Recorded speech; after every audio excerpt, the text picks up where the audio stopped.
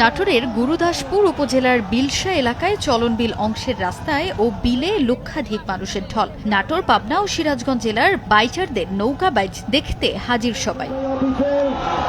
নৌকা বাইচ শুরু হলে রাস্তায় জায়গা না পেয়ে বিলের মধ্যে নৌকায় বসে পড়েন দর্শনার্থীরা। নৌকা বাইচ উপলক্ষে পুরো এলাকায় দেখা যায় উৎসবের আমেজ। অনেকে প্রথমবারের মতো দেখেন এই নৌকা বাইচ। প্রতি বছর বর্ষায় এমন আয়োজন চান স্থানীয়রা।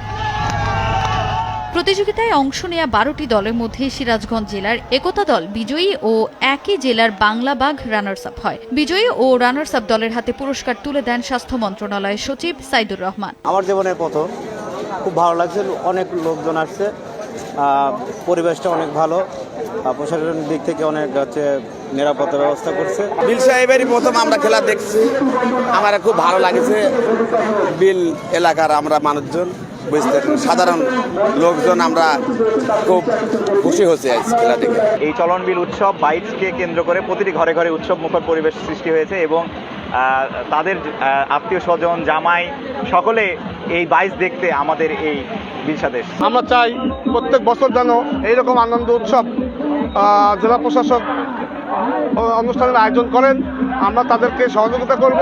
স্থানীয় জেলা প্রশাসনের আয়োজনে এই প্রতিযোগিতা অনুষ্ঠিত হয়। গ্রামীণ খেলাধুলাকে উৎসাহিত করতে এই প্রতিযোগিতার আয়োজন বলে জানান জেলা প্রশাসক। আমাদের গ্রামীণ খেলাগুলোকে আমরা প্রমোট করতে চাচ্ছি।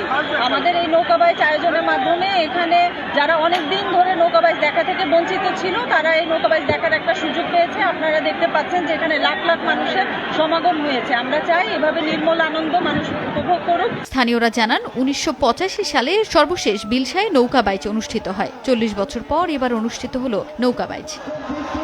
সময় সংবাদ, নাটোর।